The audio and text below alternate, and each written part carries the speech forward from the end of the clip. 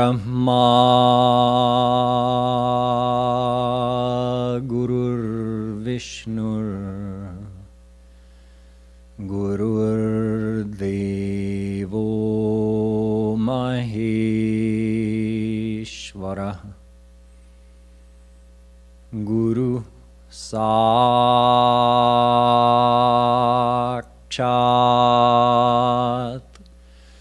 Parabrahma Tasmai Shri Gurave Namaha. Aho Vakiyam Stankalkutam Jighansayapayayadapyasadhvi Lebhe gatim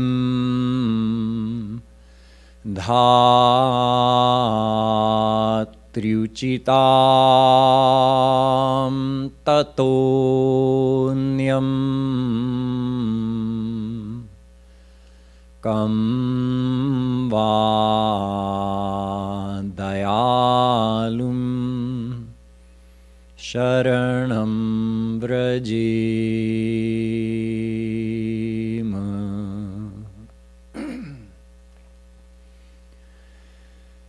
Cheto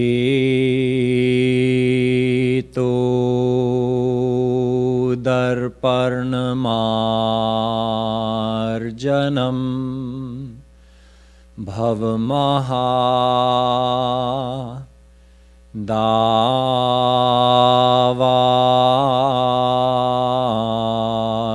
nirvapanam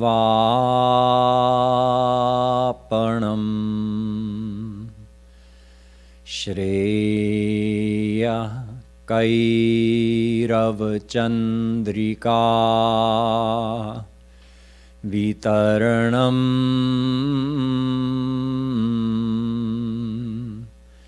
Vidyavadhu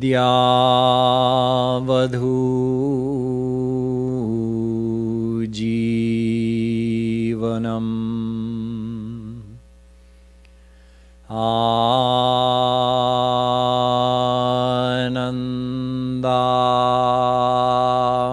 Buddhivardhanam Pratipadam Purnamrita Swadanam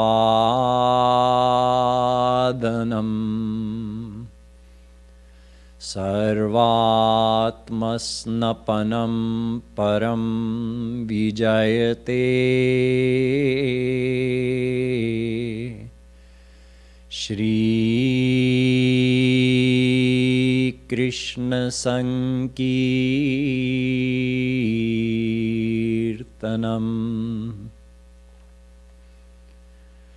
Namah Kamalnabhaya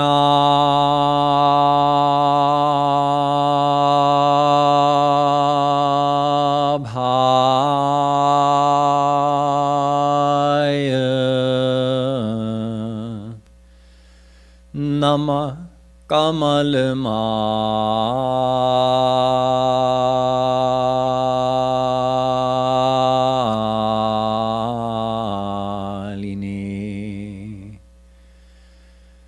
Namah Kamalpadaya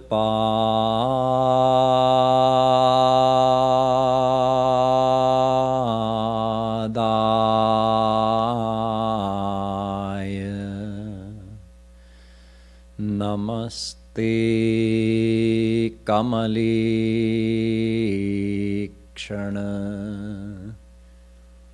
Yo Brahmanam Vidadhati Purvam Yo Vai Vedanscha Prahinoti Tasmai तग्मंहा देवमात्मबुद्धिप्रकाशं मुमुक्षुर्वै शरणमहं प्रपद्ये. The Divine Souls. Today we're going to start by singing a Pad Kirtan from Siddhant Madhuri of Prem Ras Madhira, explaining about Rasik saints, how they come to this world and how they try to help us despite the situation being very difficult for them, because they're among us, ordinary Maya Bad souls. And Shree Maharaj reveals some of the difficulties they face as they try to teach us and take us towards God. So we'll sing this Pad Kirtan and I'll explain a little bit as we go. And after that, I'll expand a little more upon the contributions in general of saints in this world and specifically of Shree Kripalu Ji Maharaj.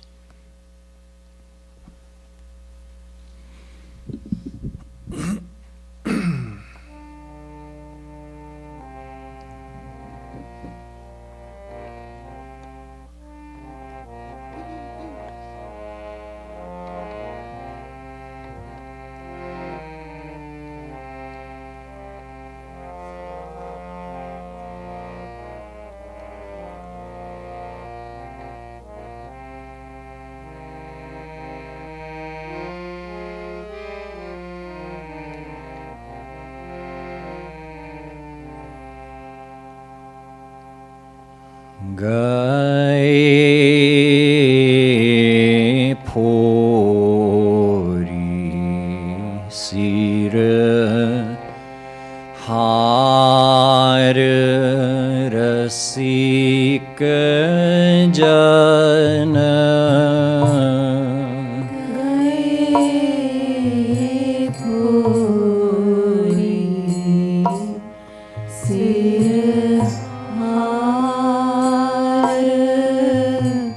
Rasik jana. Gai phori sir har rasik jana. Rasik jana.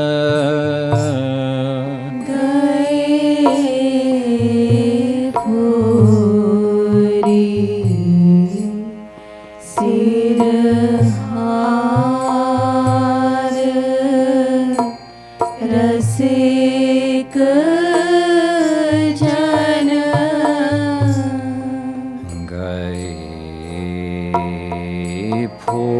phori sir har rasik jana. Gai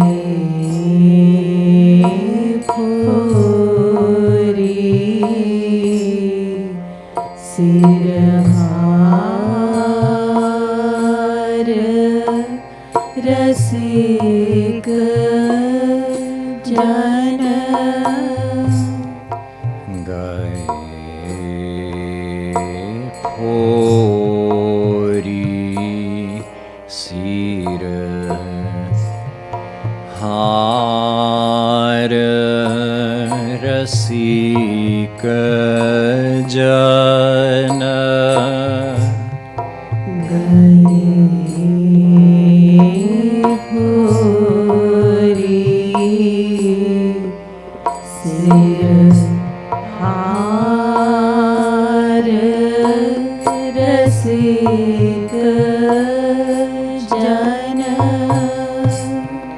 Gai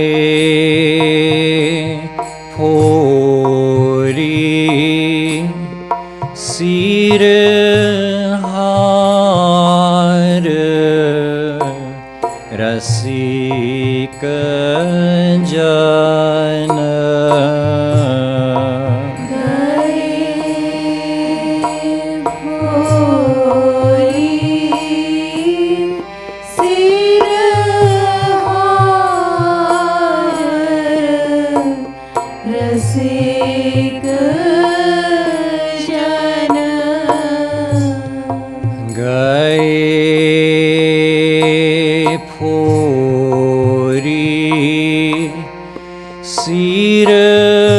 har rasik jana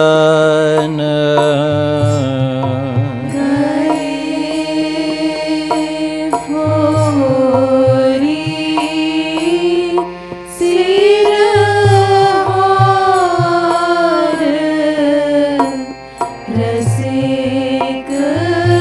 jana gaye phori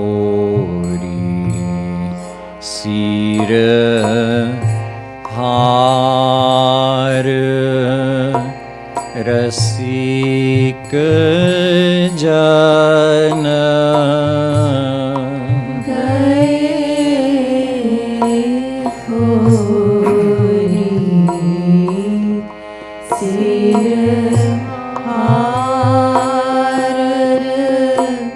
Rasik jana gaye phori sir har rasik jana.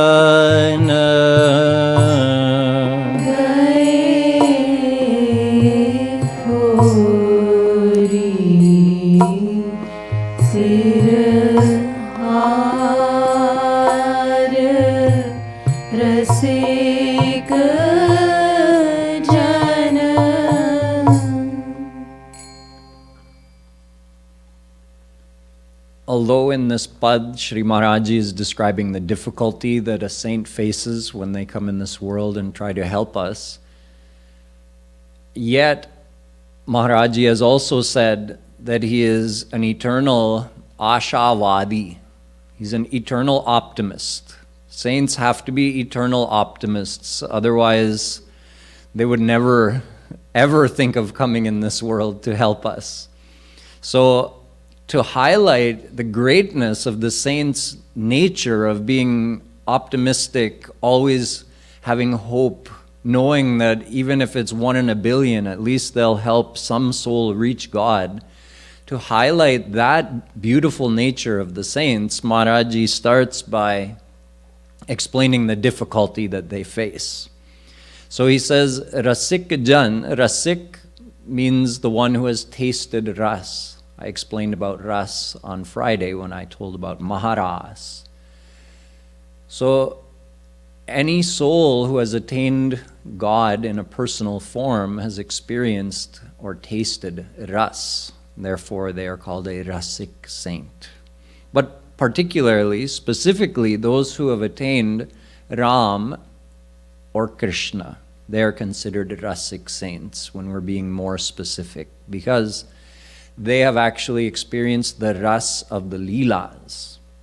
Although the statement raso vai saha, God is ras, even applies to formless God and also applies to Almighty God Vishnu.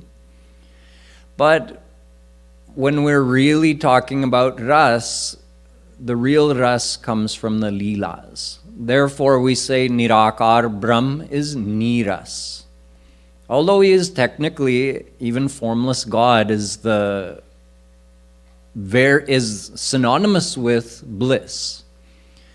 But we say no, real ras, the real sweetness of divine love comes from the Leelas. Therefore, even in the form of Mahavishnu, you can't really experience the true ras. The ras starts from the Leelas of Ram and goes on multiplying until you reach the Leelas of Radha Krishna and specifically the Ras. But a Rasik saint is a soul who has attained God and experienced any kinds of those ras, whether it be Dasya ras, Sakhya ras, Vatsalya ras, Madhurya ras, Ras. They're all considered Rasik saints. So those Rasik saints, Rasik Jan, they come in this world, but Pori sir means, like in English we have a saying like, it's like banging your head against the wall. It's just you're causing yourself pain and you're not accomplishing anything. That's the meaning of this statement. So the saints come here and they have to bear so much hardship. And by comparison, the output is very little. How many souls actually listen to them? How many souls actually take advantage of the tremendous effort that the saints are putting forth? Very, very few. So it's almost like, from our perspective, we would look at it and we would say, I don't need this, right? If we're trying to help somebody and they just keep abusing us, then we would say, I don't need this, and we'd walk away. We'd turn our back on that person. So something like this, the saints come in this world and they try by all means to help the souls. But Maharaj says, for the most part, haar ke vapas chale jate hain. For the most part, they are defeated in their efforts and they go back. Nonetheless, they keep coming here because they are eternal optimists. So what makes it difficult for them, Maharaj has started describing in the next line. Yah jad jeev anadikal te nipat kapat agar. The souls are basically like ignorant, dumb, crazy people. That's what Maharaj is saying here. That we don't have any real knowledge, although we may have big degrees, but we don't even understand who we are. We don't accept ourselves to be the divine soul. We're 100% sure that I am this body and I'm going to find happiness in this world. So Jad means like a real simpleton, somebody who doesn't have any kind of intelligence at all. Although we hold great pride in our knowingness and our intelligence, but none of us is actually intelligent from a spiritual perspective. We are all ignorant.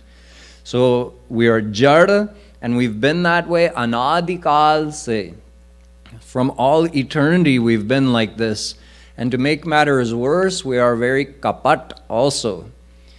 Being ignorant and at the same time straightforward is not a bad thing.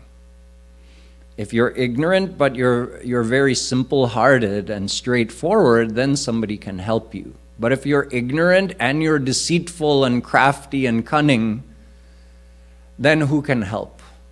So the saints come in this world and we go to them and we smile, with folded hands we bow our head, we speak sweet words like, oh yes, I'm so lucky to have your darshan. We will profess our love for the saint verbally. But inside, our mind is surrendered to the world, and our mind holds this great pride that, okay, let me see how this saint really is. Is this saint as smart as me? We don't even accept that much. Even though we're ignorant from uncountable lifetimes, when we're in front of a saint, we actually think we're smarter than the saint. And we're going to judge that saint's intelligence. And while we're sitting there and the saint is giving us his association, giving us his darshan, or maybe teaching us something, our mind is constantly analyzing and criticizing because we have that pride. So that's a very deep form of kapat. From outside, we're showing something to the saint. We're showing our smiling face. But from inside, our heart is all wrong. We're judging and criticizing and analyzing the saint. So this is what the saints have to deal with. They come and they have to deal with these souls who are ignorant, cunning, deceitful. And well, it's really like, as we've heard from Sri Maharaj many times in the past, this whole world is like an insane asylum for those souls who don't understand who they are. Those souls who don't know their true identity and don't know the aim of life. So they're just rotating endlessly in the cycle of birth and death through the 8.4 million species of existence. This whole world is a big insane asylum where they can be kept until they're cured of their mental illness, and then they can attain true knowledge, true bliss, and they can reach God. So the saints are like the doctors coming into this crazy house where we're all staying. So a doctor knows that the patient is crazy, but the patient doesn't accept that they're crazy, which makes it very difficult. If you see, Tulsidas Ji says, Sadguru Vaidya Vachan Vishvasa Sanjamaya Na Vishaya Ki Asa. First of all, the patient has to accept, I have a problem. Then they'll go to the doctor and accept the doctor's treatment plan. But when the patient won't even accept that they have a problem, then what can the doctor do for them? So this is what the saints are facing coming in this world. We're all a bunch of crazy people running around this world. We think we know what we're doing. We're 100% sure we know what we're doing. But like Maharaj said in this morning's lecture, we want to go to Prayag, but we're heading the exact wrong direction towards Lucknow at full speed. We should be going east, but we're heading west. Why? Because everybody else is heading west.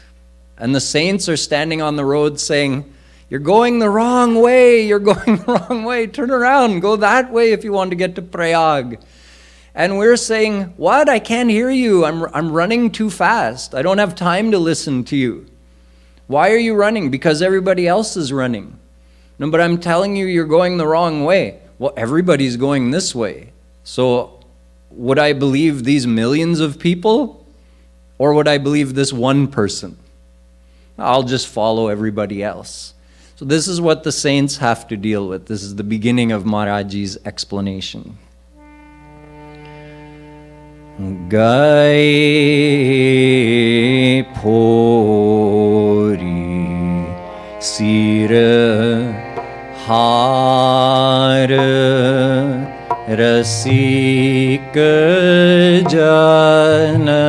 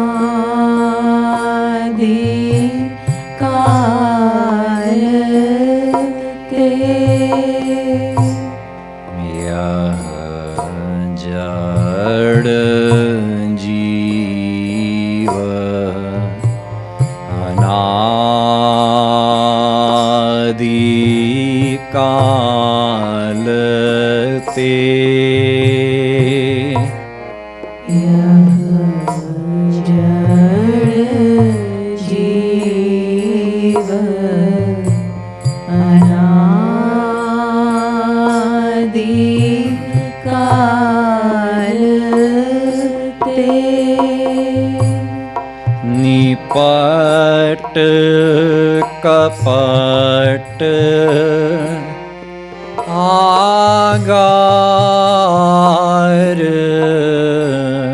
रसिक जन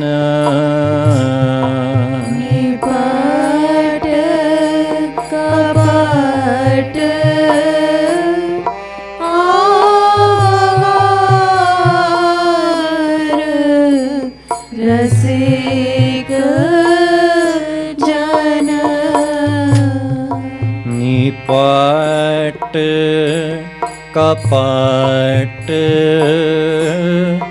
आगार रसिक जन निपट कपट आगार रसिक जन निपट कपट आगार रसिक जन गए खोरी सिर हार रसिक जन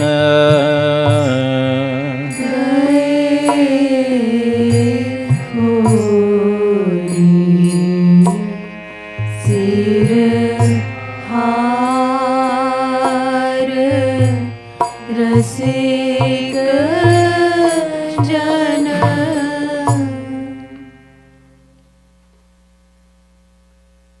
In the next line, Maharajji explains that we're missing one thing that would allow the saints to reach us. That is vairagya. If we had detachment from this world, we would be open to the saints' teachings. However, jin vishayan anubhavat dusah dukh. Although we're being subjected to unimaginable sufferings from the very things that we expect to give us happiness, the very people, the very objects that we hope to gain happiness from, are constantly causing disillusionment, disappointment, and suffering. Either they don't live up to our expectations, or, like everything in this world, which is temporary, eventually we lose them. Even though we're subjected to so much suffering from these very places, people and things from which we seek happiness, yet we don't develop detachment from the world. Neku viraga nadhar. We don't get even a little bit of detachment from this world. We keep going back to the same place over and over. I didn't get happiness from this thing yet, but today I'm going to enjoy this thing again, and I'll enjoy it so much that I'll get real happiness from it. Oh, it didn't work. Let me try again. We never give up. We never lose hope in the world. If we started to feel that, no, this world is not giving me happiness, I'm getting suffering, I'm getting disappointment over and over from this world, there must be something better. Let me look towards God. If a soul starts thinking like this, that's called vairagya or virag. It means their mind is starting to turn from the world towards God. At least there's a little bit of an opening for the saint now. So when the saints come in this world and they start telling us that there's a divine state of perfect happiness beyond all suffering, there's some part of us that's open to hearing that, and we feel that, yes, this is something I want. This is what I've been longing for. But where there's no vairagya from the world, there's no openness. Like I was saying, we're running with everybody else, full speed. And the saints are yelling, you're going the wrong way. What you want is that way. I'm not telling you not to desire happiness. I'm saying there's no happiness that way. It's that way. And we say, I have no time to listen to your sermon. I'm just running. Too busy running in the wrong direction to listen to the one who's telling us that that's the wrong direction. So this is what the saints face. The souls don't have enough vairagya to be open to listen to them. Now there are some souls, very few, who, because of the repeated beatings we receive from Maya, do develop some little bit of vairagya. So Maya and the saints work in tandem. Maharaj has explained this to us, that the saints teach us lovingly. They lovingly explain to us the philosophy and the path. But if we don't listen to them, then our other teacher, Maya, takes over. And Maya is the disciplinarian. Maya says, okay, you didn't listen to the saints? Okay, come here. I'll take care of you. So we never get tired of that. We keep saying, okay, I'll take more beatings of Maya. This is what Maharaj is explaining. This extreme situation of this world into which the saints come, where the souls don't have enough vairagya to even be open to their teachings, and yet the saints keep coming and trying to help us.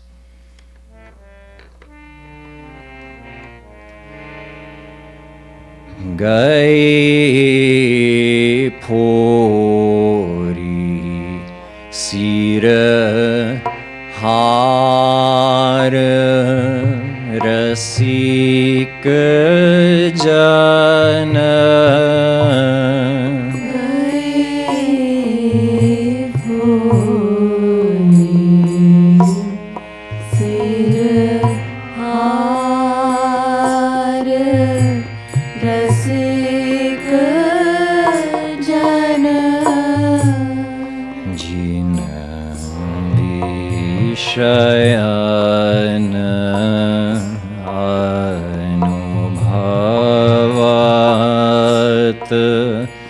Dusaha Dukha Jina Vishayana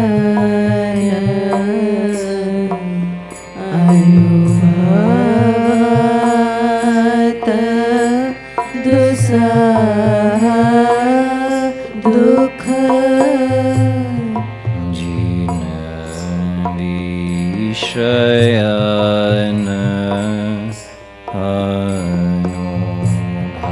Anubhavat Dusaha Dukha Jina Vishayana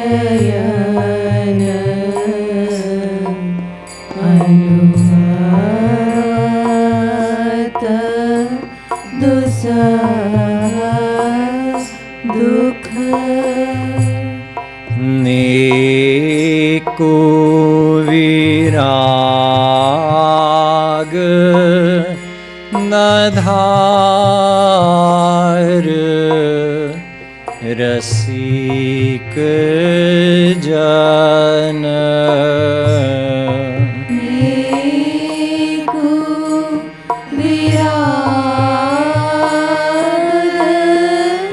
nadhar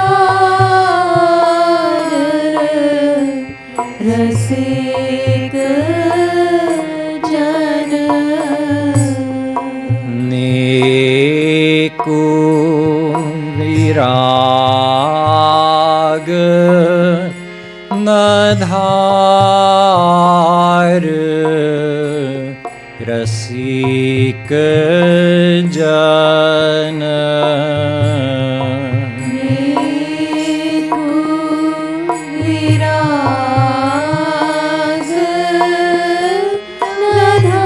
nadhar rasik jana Gai Phori Sira Har Rasik Jana Gai Phori Sir Har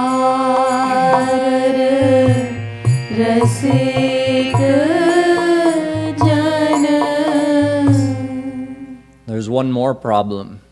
Naradji describes that divine ras as anubhava rupam. It is not the subject of discussion or description, it's the subject of experience. And if you haven't experienced it, you can't understand it. Gunga swadanavat. He goes on to say, giving an example, that if somebody who has no voice to speak eats some really delicious food and then tries to describe it to somebody else, they're helpless. They can't say anything to describe it. They themselves enjoyed the sweetness of that delicacy, but they can't describe it to somebody else. Shree Kripalu Maharaj goes one step further. He says even if that person who tasted that delicacy is a great orator and a great pandit, even then they can't describe it. By describing it, they can't give somebody else that experience, unless that person themselves gets the experience. Another analogy is that of the worm that lives on the neem tree and just eats neem leaves, sucks the juice out of the neem leaves for its whole life. And many of you would know how bitter the neem leaf is. Now imagine you've only tasted neem ras your whole life. You've only tasted that bitterness your whole life. And now someone comes to you and tries to explain what a rasgulla tastes like. So the neem ka kida asks, tell me, what is this rasgulla you keep talking about? So the person says, it's sweet. Get it now? And the worm says, sweet? What is sweet? Have you ever tasted sugar? No. I'm a neem ka kida. I've never tasted sugar. Well, okay, how about milk? Did you ever drink milk? There's some sweetness in milk. Nope, I've only ever tasted the juice of the neem leaf my whole life. Then that person, no matter how great of an orator they are or how educated they are, they're going to have to accept defeat. They cannot explain to that worm what a rasgulla tastes like because the worm has no experience of anything sweet in his whole life. Similarly, we only have the experience of the sufferings of this world and the temporary pleasures that we take as happiness, but it's not real happiness. And the saints are trying to explain to us that there's a divine state of perfect, unlimited happiness with no suffering at all. And the happiness is not like the happiness of this world, which is always limited and temporary, and even while you're enjoying it, you're not really enjoying it because you're still dissatisfied deep in your heart. You're still hoping for something more. When this is the only thing we've ever experienced, how is a saint going to be able to describe to us that divine state of perfection? It's not possible. Until a soul starts to follow the path and starts to experience that abhas of anand. Along the path, as our heart purifies, we gain the ability through our Guru's grace to get a little hint or a glimpse, a shimmer of that divine state. We haven't experienced real anand yet, but we're getting a little flash or a glimpse or a shimmer. There's not really a word in English for abhas. A hint, a taste, something. So we start to be able to understand what the saints are telling us, but how that's further along the line. After years of devotion, when our heart starts to purify, then we start to say, oh, that's what they were talking about. Now I'm starting to get it. But what about those souls who haven't even experienced that much? How will the saints describe to them that you're holding on to this dry piece of roti, 10-day-old piece of roti that says hard as a popper now, and you're so hungry you're not letting go of it, and I'm telling you there's a chappan bhog over here waiting for you. And we're saying, no, I'm not leaving this dry roti. This is what the saints have to deal with. Gai phori sir har rasik jana.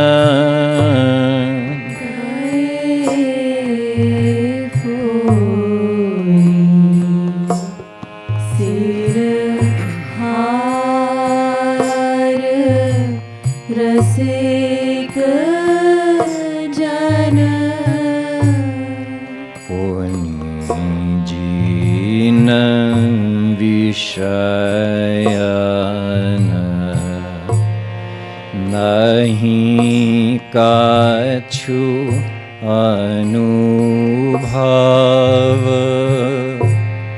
punijina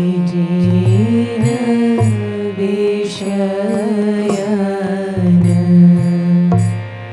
nahi kachu anubhav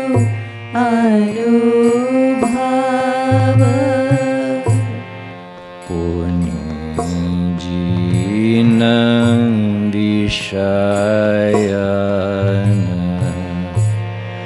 nahi kachu anubhav punijina vishayana nahi kachu anubhav kimi samujhiya sansar rasik jana.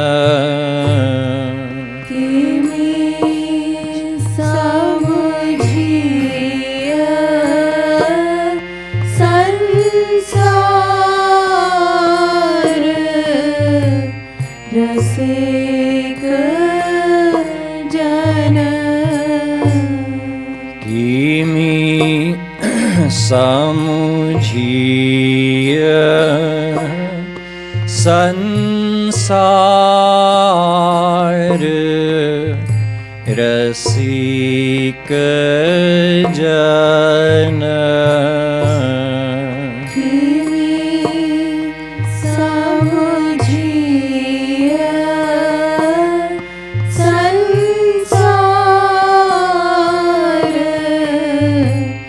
Rasik jana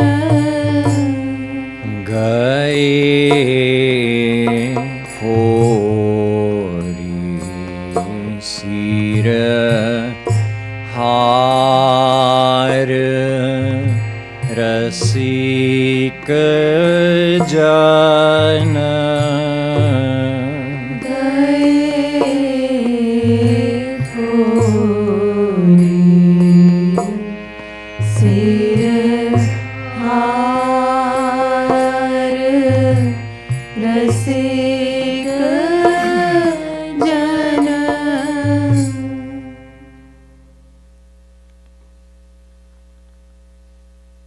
When the saints come in this world, this is the situation that they face. And that explains why prakate aganit bar. Yadyapi hari hari jan prakate aganit bar. Even though Shri Krishna and his saints have come in this world infinite times, yet mityo na jag. Souls do not let go of their worldly attachments. Like I said, we don't let go of that dry roti. And yet, the saints keep coming. So Maharaj says, using some sarcasm here, he says, Dosha Kripalu Subhayana. The fault in this situation is the nature of the saints. I mean, any sensible person would give up. Like I say, we use that phrase, I don't need this, and we walk away. Enough is enough. Saints never say enough is enough. They never say, I don't need this. So Maharaj is saying, this situation is not favorable towards the saints, so they should be sensible and just stay in the divine abode and keep enjoying their divine bliss over there. But they have one fault, one dosh. That is their nature. Par upakar vachan man kaya Sant sahaj swabhav khagaraya. The saints are under the effect of their own gracious nature. They can't help it. You would have heard of the story of the frog and the scorpion. The frog said, well, let me give you a ride across the river. The river was in flood. The scorpion wanted to get to the other side. The frog said, I can swim. Why not hop on my back? And the scorpion said, it's my nature to sting. And the frog said, okay, whatever, let's see. Let's try to get across. And you know that if you sting me, we're both going to sink, right? Yes, yes, I know. Okay, hop on my back. The scorpion gets on his back.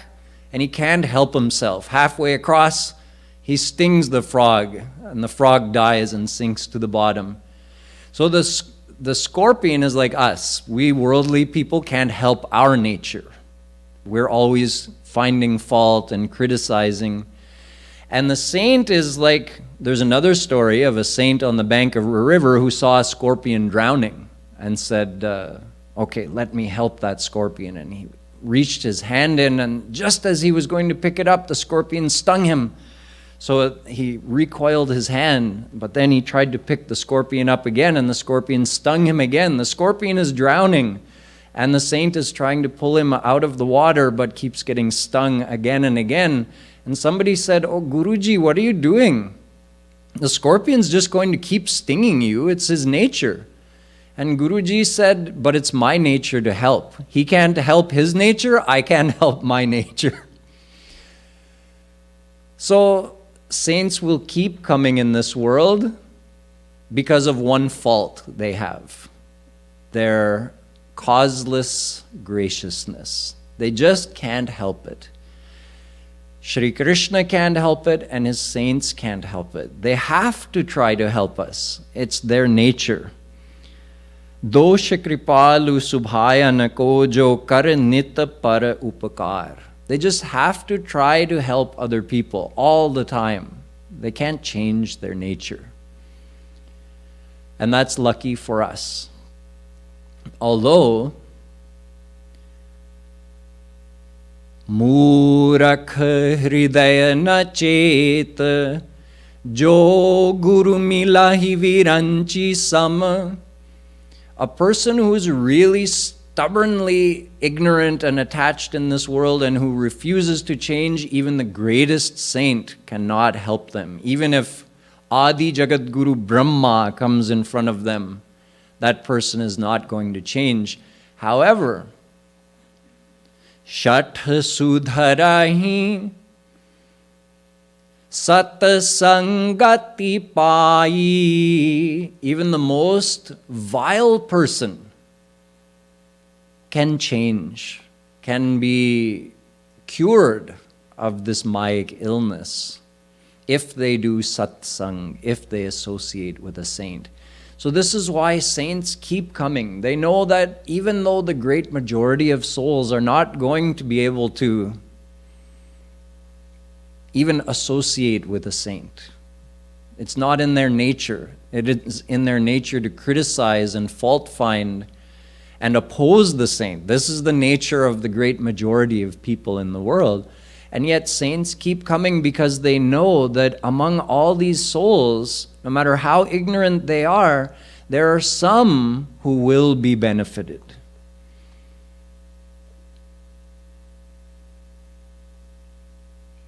Just like Khal binu swarath par apakari Ahimushak iva sunurgari. Just like it's the nature of the serpent and the rat to cause harm to others for no particular gain of themselves. There are people in this world who, even if it doesn't give them anything, they'll go out of their way to cause suffering to another person. There are plenty of people like that in the world. But the saints are the exact opposite. Bhurja taru sam santa kripala parahit sahanit bipati vishala. They're willing to undergo any amount of suffering in order to help the souls of this world.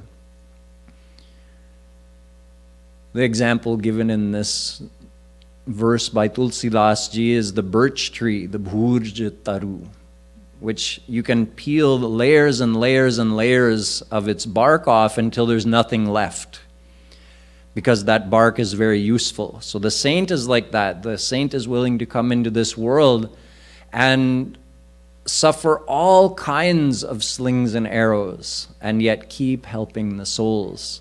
Imagine it's the nature of the saint to remain absorbed in his or her divine bliss. Evam vratah swapriyanam kirtya hasatyathoroditi gayat. The saint sometimes, if the saint is in their natural state, nrityati lokabahya. Bhagavatam is telling that the saint's natural state is to be absorbed in divine bliss, and in that state the saint will sometimes laugh for no reason, cry for no reason, shout for no reason, dance, ignoring all proprieties and social customs. This is the nature of the saint.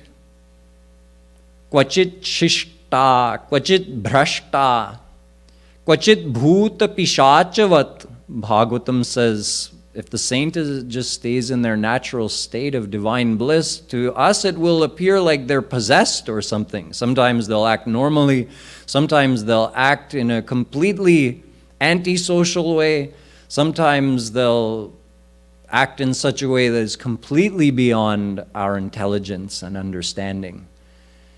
So knowing that the saints can't benefit, that the souls can't benefit from such behavior, the saints modify their behavior.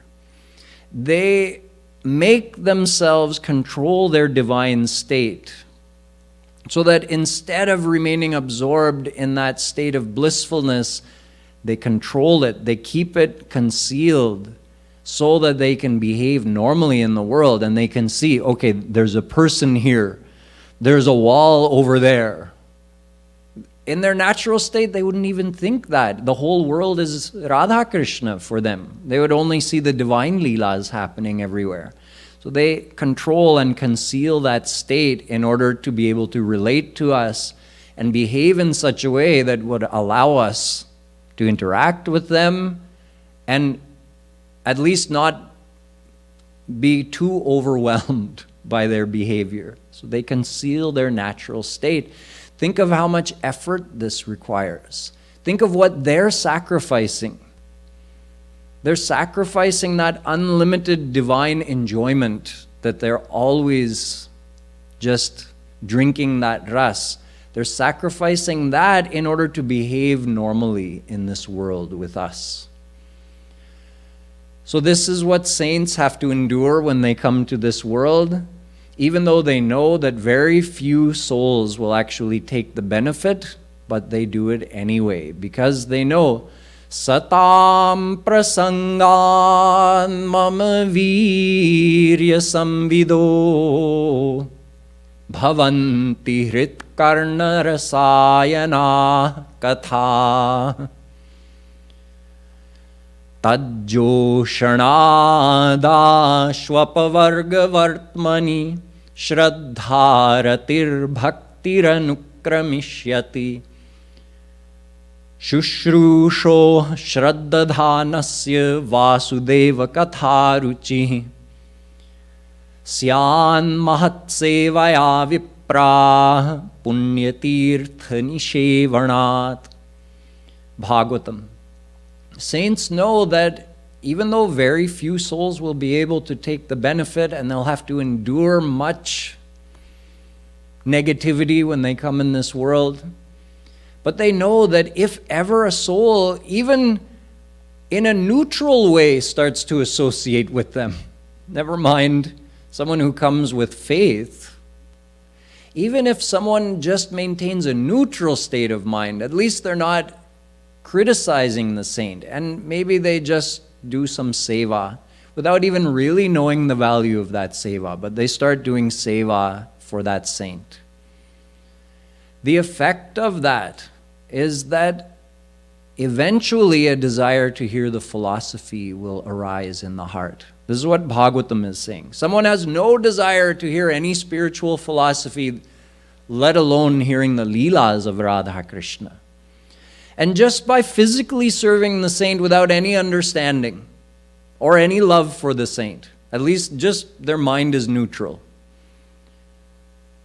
through that the saint is able to grace them enough that their heart starts to purify and they start to feel a desire to hear the philosophy. And then a desire to know God and do sadhana. And then a desire to hear the leelas of Radha Krishna. All of this happens through just the association of the saint. The previous shlok said that Shraddha Rati Bhakti, through associating with the saint, even if you didn't have faith, even if you didn't have vairagya, even if you didn't have a desire for God, but you associated with the saint, and eventually, through that saint's grace, these things will open up in your heart. You'll start to develop a sense of detachment from the world and a desire for God, and you will develop, because of that, a desire to learn the path to God and to practice sadhana. And then eventually, through the saint's grace, you'll start to gain these devotional experiences on the path of devotion. So saints know. Rasari avat jat se sil par hot nisan. There's a rock on the side of the well. And over that smooth rock, there's a rope. So they keep pulling the rope to bring the bucket up from down in the well. And then they let the rope go and the bucket goes back down and it fills with water. And they pull the rope up. The rope is very soft and flexible and the stone is so hard. But eventually over the years, through that action, what happens? A groove forms in the stone. The rope is making an impression in that stone. So eventually our hard heart will receive the impression of the saint. This is why the saints don't give up. God doesn't give up. Gunakcharanyaya is another saying of our scriptures. There's a gun, it's like a bug that lives beneath the bark. When a tree has died, then these insects enter, and between the bark and the wood, they start eating away that layer of cambrium. So after the tree's been dead for a while, if you peel back that layer of outer bark, you can see the designs that those bugs made. Many of you would have seen that. So they just make these random lines in the wood. But according to this Gunakcharanyaya,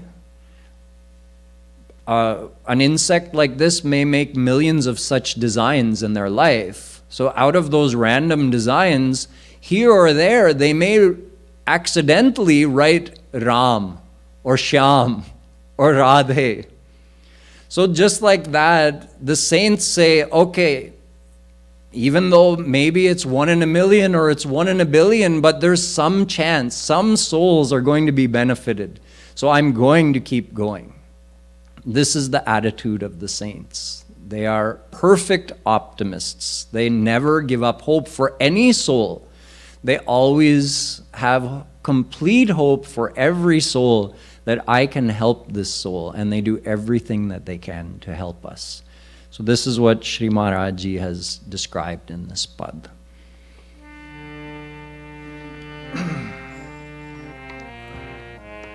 Gai phori sirhar rasik jana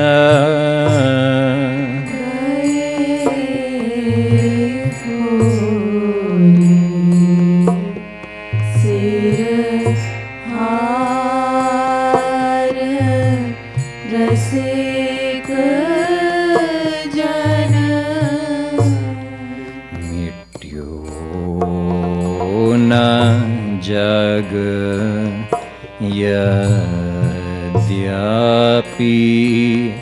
hari hari jana nityona jag yadyapi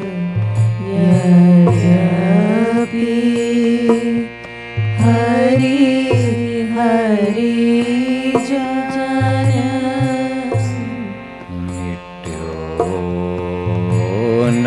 Jag yadyapi hari hari jana nityona jag yadyapi hari hari prakate aganit bar rasik jana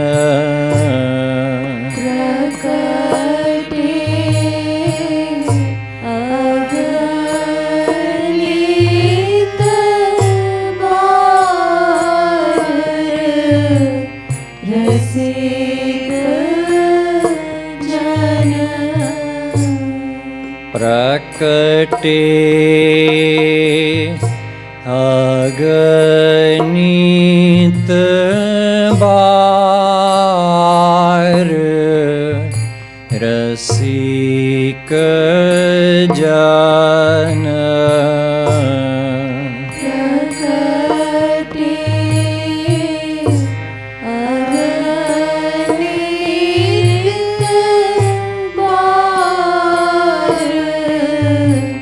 Rasik jana gaye phori sirhar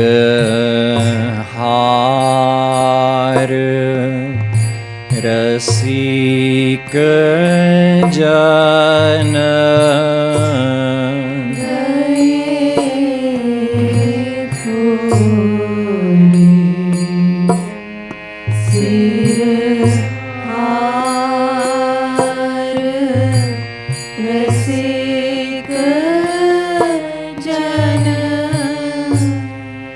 dosha Kripalu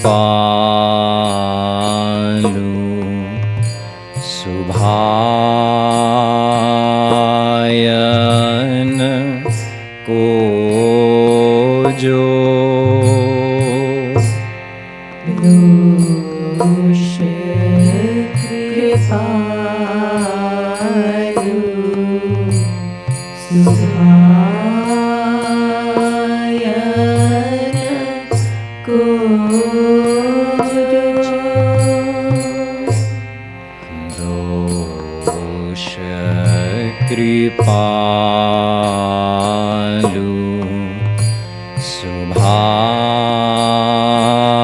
Subhayan Kojo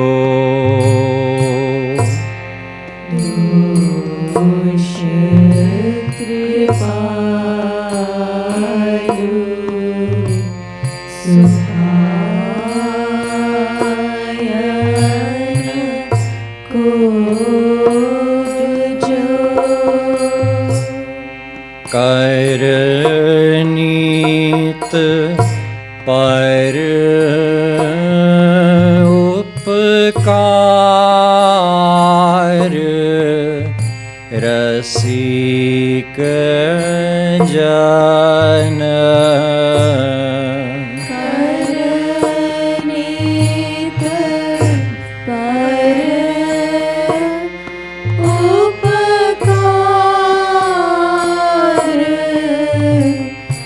रसिक जन कर नीत पर उपकार रसिक जन करित पर उपकार रसिक जन कर नीत पर उपकार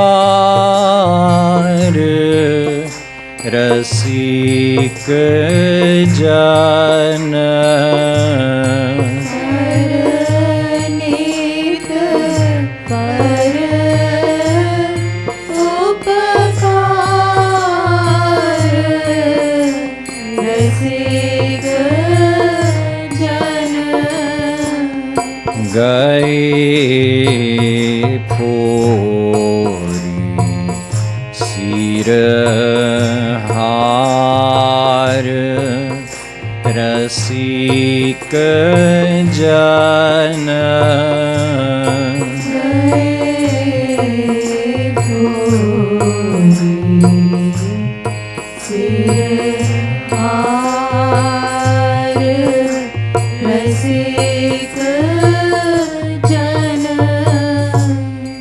गए फोरी सिर हार रसिक जन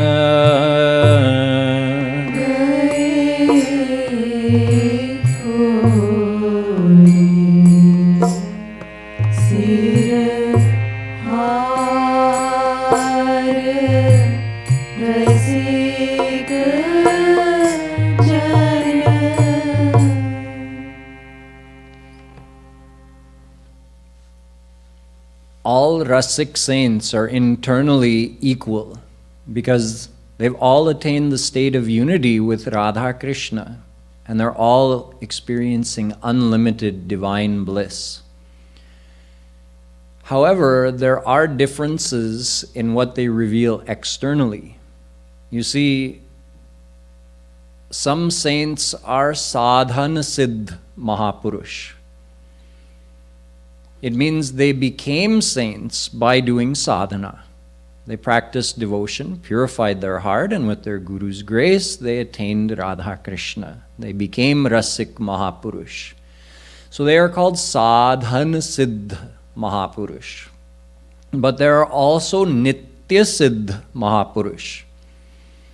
In divine Vrindavan, divine Golok, there are unlimited saints over there. Rasik Mahapurush living in the divine abode of Radha Krishna. They can also come on this earth, but when they come, they don't get bound by Maya. They don't again have to do devotion to get God realized. They're already God realized. They're Nitya Siddh. Since eternity, they're one with Radha Krishna. This is the main way that we categorize saints. Is it an eternal saint who descended in this world from the divine abode to help the souls? Or is it a saint, we can say maybe an ordinary saint, like we would all, if we become saints, we would become ordinary saints, Sadhana Siddh Mahapurush. A Sadhana Siddh Mahapurush, after God realization, generally, of course, lives out the rest of their life in this physical body, but they do so without becoming known in the world. They enjoy their divine blissful state and live out the rest of their life, whatever's in their prarabdh, and then they leave and go to the divine world.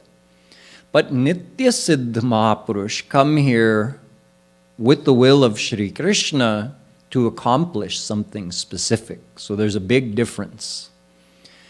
Let's say there's a Sadhana Siddh Mahapurush living somewhere and some soul comes to them, that saint will help that soul. But a sadhana siddha Mahapurush would not have a big mission. They'll just keep to themselves and enjoy their own divine bliss. If some soul happens to come to them, they'll help them. But Nitya Siddha Mahapurush, they come in this world to set an example, to reveal knowledge, to help the souls in many different ways. So they, with the will of Sri Krishna, become much more known in the world. So all the great saints that we know of historically who have been referenced by Sri Maharajji, therefore we know they're divine saints, or they're described in our eternal scriptures, so we know they're divine saints.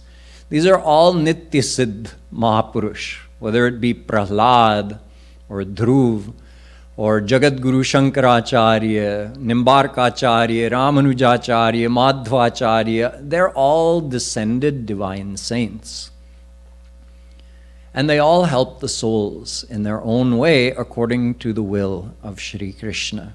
Now, some of them may just stay in a remote location. Even a Nitya Siddha Mahapurush doesn't necessarily come amongst the ordinary souls. They may just stay in a remote location, and simply by their divine presence in this world, they're adding their divine vibration to this world. And they don't interact with any souls. Some Nitya Siddha Mahapurush do that. But some Nitya Siddha Mahapurush live amongst us. So they take on the role of guru. They guide and teach the ordinary souls. Even amongst all those saints who are amongst the souls and helping them, there are differences both internally and externally.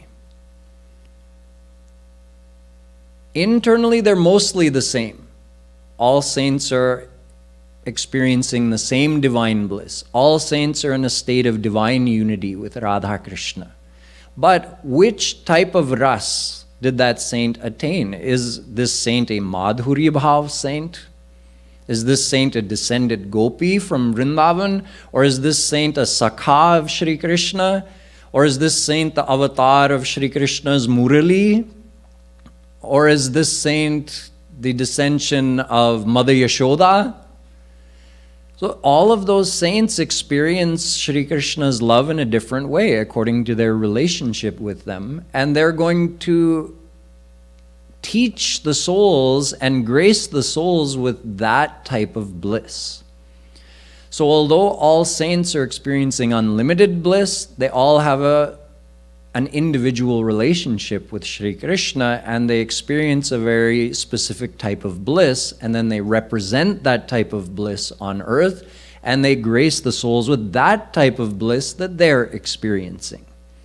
So what I'm saying is, if you want to experience ras, if you want to qualify for Maharas, you can't gain that status by surrendering to just any saint. You have to surrender to a saint of the Samartharati Madhurya Bhav class of saint. You have to surrender to a saint who has experienced that bliss of ras. Only that saint can grace their devotees with the same divine status. So there are internal differences depending what type of divine bliss the saint has attained. Although that's not a debate or a discussion which saint is better, which saint is greater. It's just differences in the type of bliss that you'll receive. So according to the type of bliss you want to receive, you have to find a guru of that class and surrender to them. Now, externally, there's also a difference. Internally, all saints, as Sri Krishna says, Acharyam mam vijaniyan navamanyeta karhichit namarti buddhya suyeta sarvadeva mayo guru. Bhagavatam. Sarvadeva mayo guru. The saint is replete with all the unlimited powers of Sri Krishna. no less than what Shri Krishna has. So internally, saints are all equal because they're all equal to God. Tasmin stajjane bheda bhavat, Naradji says. There's no difference between the saint and God. So internally, you can't say one saint is greater than another saint. However, externally, what is that saint revealing in the world? There's a good analogy. Let's say you have the power coming from the powerhouse. And it enters through the wires, it comes into your house. Now you want to plug a light into that power. So let's say this outlet is set up for some really high voltage and high amperage. So if you want, you could hook up a big spotlight to it that could shine all the way to the moon. So powerful, like a 1,000,000-watt spotlight. But you could also hook up a 40-watt light bulb to that same power source. So internally the power is the same, but the light bulb is revealing a different amount of that internal power. Similarly, like I explained, a sadhana siddh Mahapurush is more like that 40-watt light bulb. Just a soft white light bulb, like the kind of light you have in your room when you're getting ready for bed. Not too bright. So the power is there, the potential for that extreme brightness is there, but only a little bit of that is revealed. So a sadhana siddha Mahapurush is equal to the greatest of nitya siddha Mahapurush, but they're not revealing that in the world. Some saints reveal more, like the Jagadgurus. One was the avatar of Hanumanji, one was the avatar of Sudarshan Chakra, one was avatar of Balram, Sheshnag, one was avatar of Shivji. So these great original Jagadgurus, they revealed more through their dissension in this world. They revealed great knowledge and great blissfulness amongst the souls. Then you have someone like Chaitanya Mahaprabhuji, the avatar of Radha Krishna. They came in the form of a saint. So they're revealing much more. So when someone like Sri Maharajji comes, that's a very great opportunity. So when those higher wattage saints come, when they come, there's a greater force of their kripa. So like that rope trying to make the impression in the stone, so the saints' force of their grace, the force of their presence in the world, or the force of their divine vibration is greater. What's being revealed is greater.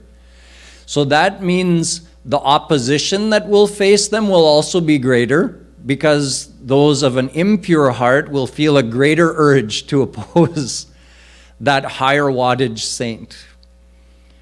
But those with a neutral heart or a devotional heart will feel much more impact of the saint's association and grace, and they'll be able to make much more progress due to the grace of this saint that is revealing more magnitude of grace in the world.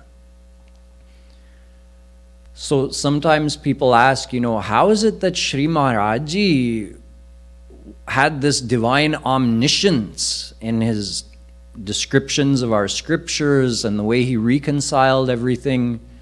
Maharajji himself explains that all saints have total knowledge of the scriptures. It's a matter of what they're revealing.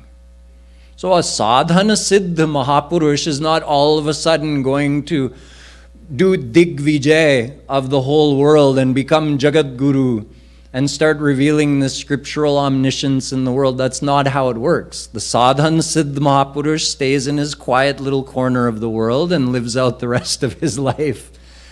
But sometimes we get a great dissension like Sri Maharajji, where with the will of Radha Krishna, he reveals such scriptural omniscience.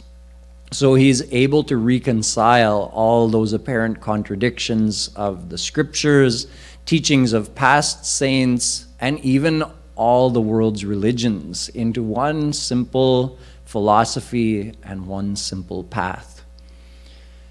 This is what Sri Maharajji has done, and this is why such happenings are so rare.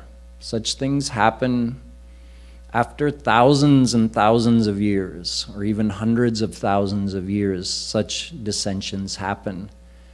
So when such a time is taking place on earth, it's imperative upon the souls at that time to take great advantage. Just like, we have sales sometimes, like Black Friday. So you know that the sale starts at this time and finishes at this time. Nowadays, I think there's Cyber Monday also. So people get ready, right? They used to go, probably they do it more online now, but they used to go and line up outside the store, and there'd be a big rush to go and buy as much as you can. Why? Because you can get that much stuff for less price, or you can say for the same amount of money, you can get so much more stuff than you would on a regular day. So it's like that when there's a great dissension in this world, when such a saint who's revealing a much greater magnitude of grace happens in the world, then it's like a sale, like a going out of business type of sale. Everything's on sale for a fraction of the price. So for the same amount of effort, how much effort you make, and let's say an ordinary saint is gracing, so the magnitude of what's being revealed is of a lesser magnitude. The saint is not lesser, but what's being revealed is a lesser magnitude. Then for that same amount of effort, you'll make this much progress. But for the same amount of effort, when those great dissensions happen that are revealing a greater magnitude of grace, for the same amount of effort, you make many, many times more, much, much more progress. So it's imperative upon the souls to realize the opportunity and then take as much advantage as possible. Buy up as much of that stuff as you can because it's so cheap. So do as much bhakti, do as much seva as you can while the chance is here. As Sri Maharajji said, we heard in his lecture this morning, whether he's here physically or he's not here physically, those who surrender to him receive his grace and his association. So he keeps protecting us, he keeps gracing us for our whole life, and even in the future, he will continue to take care of us. So knowing this, we should take full advantage of this opportunity, do as much sadhana and seva as possible. So this, in brief, is how great saints contribute to this world, and what is the particular importance of Sri Maharajji's dissension, although it's impossible to put it into words or understand until you experience fully what he's giving, until you experience that Maharas Ras. Then you'll say, oh, this is what Maharajji was trying to give us all this time. So until then, we won't really understand, but however much we do understand, we have to implement that understanding so that our mind stays focused on devotion and we can get as much benefit as possible in this life. Boli Vrindavan Bihari Lal Ki. So we have a couple minutes left. We'll do a little bit of kirtan.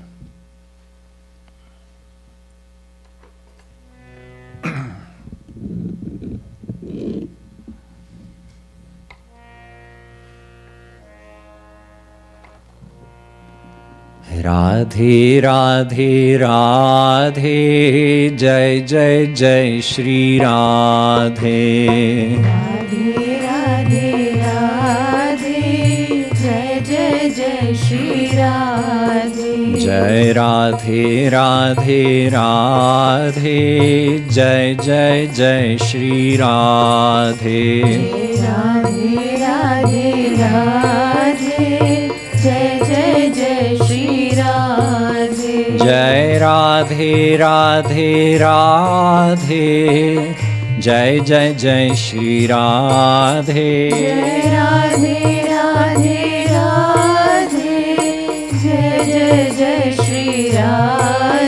जय राधे राधे राधे, जय जय जय श्री राधे। जय राधे राधे राधे, जय जय जय श्री राधे। जय राधे राधे राधे, जय जय जय श्री राधे। जय राधे राधे राधे,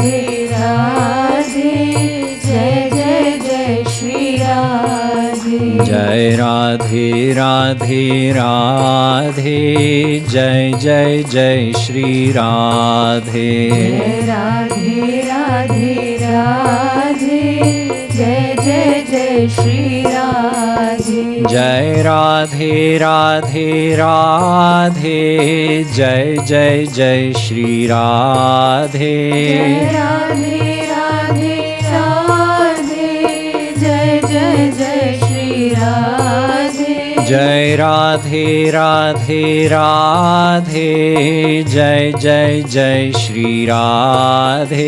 जय राधे राधे राधे, जय जय जय श्री राधे। जय राधे राधे राधे, जय जय जय श्री राधे। जय राधे राधे राधे, जय जय जय श्री राधे। ओ जय जय जय श्री राधे। जय जय जय श्री राधे। जय जय जय श्री राधे। जय जय जय श्री राधे। जय राधे राधे राधे, जय जय जय श्री राधे। जय राधे राधे राधे, जय जय जय श्री राधे। जय राधे राधे राधे, जय जय जय श्री राधे। जय राधे राधे राधे, जय जय जय श्री राधे। जय जय जय श्री राधे। जय जय जय श्री राधे। जय जय जय श्री राधे। जय जय जय श्री राधे। जय राधे राधे राधे, जय जय जय श्री राधे। जय राधे राधे राधे, जय जय जय श्री राधे। जय राधे राधे राधे, जय जय जय श्री राधे। जय राधे राधे राधे, जय जय जय श्री राधे। श्रीमद् सद्गुरु सरकार की। We have some upcoming programs, of course, because we're just beginning this 1 month sadhana shivir. So on Wednesday, we're going to be celebrating Karwa Chauth.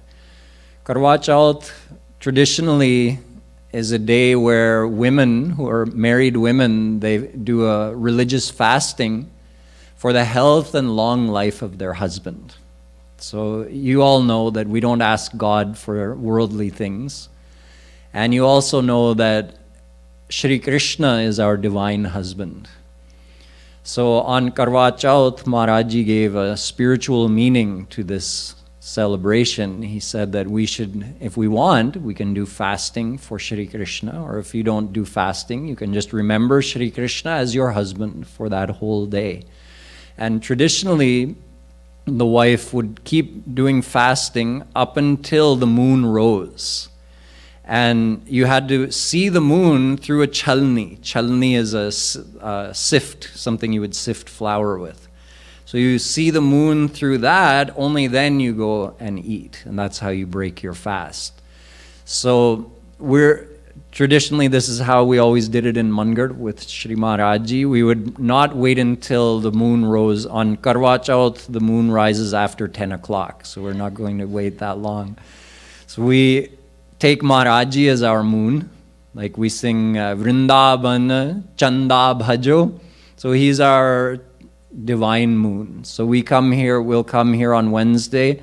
We'll have Aarti at 5:30 here in the hall. And after having Aarti, we'll have darshan of Shree Maharajji through the Chalni. And then we'll go and have our dinner. And there will be a preacher lecture on that day also explaining more about this philosophy. So that's the next event, is Wednesday. That also happens to be Shree Maharajji's Chati. So we'll be celebrating the 6th day of Maharajji's appearance on Wednesday as well. Then on Sunday, Rameshwari Didi is going to be here. So she'll be giving the lecture next Sunday. The following week, on Thursday, is Dhanteras, so there will be a live preacher lecture on Thursday to explain about giving charity. What is the philosophy behind giving charity? Then Friday is Choti Diwali. So I'm not talking about next week, the week after. So we'll celebrate Choti Diwali. Then on Saturday, we'll celebrate Diwali, which is also Jagadamba Jayanti, the divine appearance day of Ammaji. So that's all happening on that Saturday. And then Sunday is Govardhan Puja. Monday is Bhaiya Dooj. So there's a lot of celebrations around that weekend. We'll be having of course, a full intensive on that weekend. Next weekend, also we'll be having extra chanting sessions. So this coming Saturday and Sunday, we'll also be having 10 to 12 in the morning and 4 to 5:30 in the afternoon, some extra chanting sessions. So those of you who are here, we will be having extra chanting next weekend as well, even though there's no actual day that we're celebrating next weekend. So that's what's coming up. Also, at the end of the Sadhana Shivir, we'll be celebrating Gopashtami, then Akshay Naumi. Then we'll have Dev Prabodhini Ekadashi. So this is all leading up to Thanksgiving weekend. So Thanksgiving weekend is the last weekend of the Sadhana Shivir. So before that, the previous Sunday is Gopashtami. Then the Monday is Akshay Naumi. We'll have darshan of Radha Rani's Khulai Charan on that day. Wednesday is the day the Devtas wake up after 6 months of sleeping. So we have midnight chanting on that day. It's Ekadashi. Then Thursday is Tulsi Vivah. The Thursday of Thanksgiving is Tulsi Vivah. So we'll be celebrating that in a similar way to we'll do some of the things that we do in Mangar to celebrate that. Friday is Maharajji's Divine Ascension Day, Jagadguru Tam Mahaprayana Divas. And then Saturday and Sunday, we'll also be having more sadhana, and Monday is the last day of sadhana. That's Kartik Purnima. I forget the actual dates, but this is all Thanksgiving weekend. So we'll have midnight chanting on that last Monday after Thanksgiving weekend as well. So that's what's coming up. Please do join us. Remember that today we'll be resuming Kirtan in the hall here at 4 o'clock. And those who would like to join, it's a beautiful day outside. We'll be doing some physical seva after lunch. If you want to help spread some wood chips on some of the garden areas, you can meet me after lunch. We'll just meet on the Ras Mandal by the Shiv Shrine, and we'll go do a little bit of physical seva. So now we'll have the Aarti. 1:30. We'll meet at 1:30 by the Shiv Shrine. It includes a truck ride in the back of the pickup truck too. So, Arushi, you want to sing?